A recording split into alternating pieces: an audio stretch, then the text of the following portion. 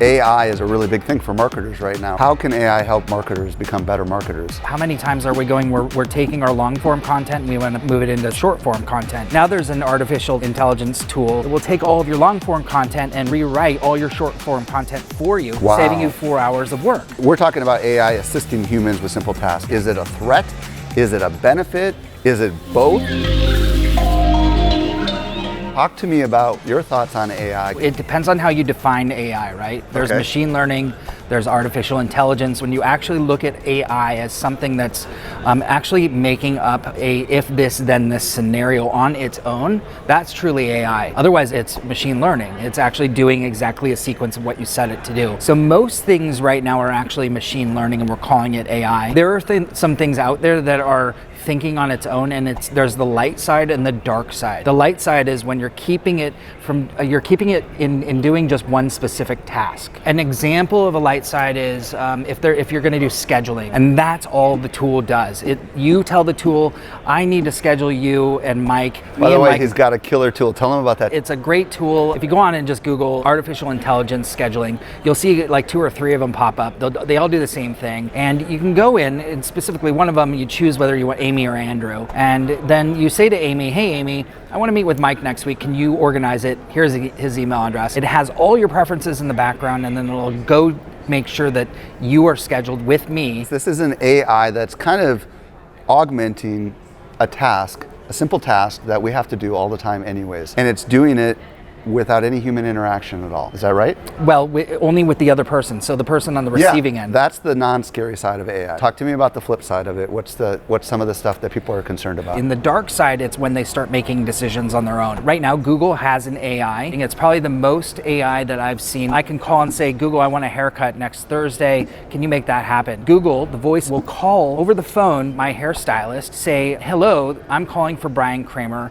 I would really like to make this happen Thursday afternoon. Do you have any available appointments? They say on the other end, no, we don't have Thursday. How does Friday work? Well, Friday is okay. Let's do it at 10 a.m. How does that sound? And Bryan would love a trim cut around the back with rounded corners, and I just want to make sure that's in the notes. Is this real? This is real. They have no idea this isn't a person. I have no idea this is a person. We're talking about AI assisting humans with simple tasks. How can AI help marketers become better marketers? Data and metrics is the biggest way. There's repetitive tasks. That's what we were talking about before. Repetitive tasks in social media is another one. As a marketer, I mean, how many times are we going, we're taking our long form content and we want to move it into short form content. Now there's an artificial intelligence tool, as they're calling it, that will take all of your long form content and rewrite all your short form content for you, Wow. saving you 4 hours of work. They'll create like a tweet version of it? And LinkedIn and Facebook all at the same time with variation of pictures and photos and all your hashtags so that you don't have to have somebody go do all that. Wow. Is that how many hours of time does it take us to actually? It's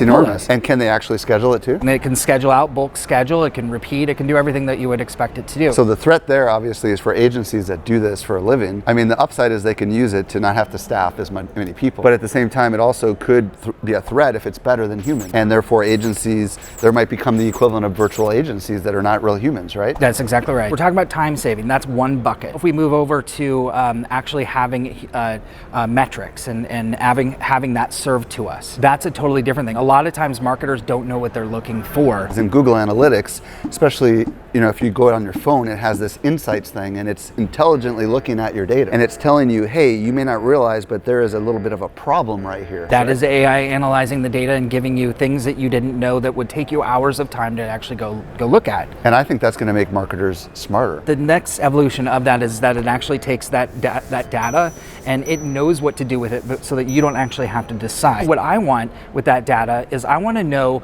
that all of my retargeting ads, out of all of it, only 6 of the ads actually worked out of 100 variations. So Right. That's one set. Now I just want it to actually go create the variation of those 6 ads for me and go test those ads for me. Will there be a day where we'll just say, here's $1,000, write me the ad, schedule the ad, find the winners?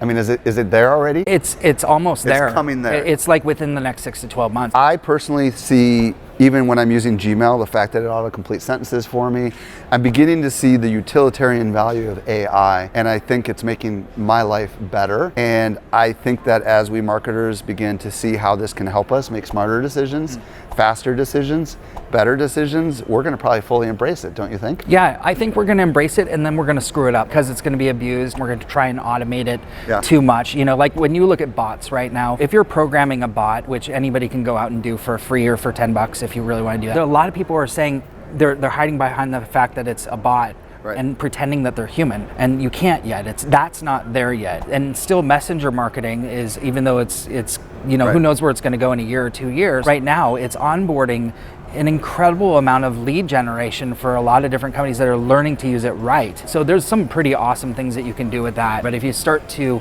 over automate and there's no human interaction, which is what I love, right? I'm the human guy. So I'm always rooting for like where are the human touch points in that whole thing, because you can't not have it. I know that there's one podcast that started for AI marketing. It's by Mark Fidelman, and he just started an AI for marketers podcast. Hey, you guys, be sure to check out this video on Bryan's YouTube channel. Just go like this with your hands.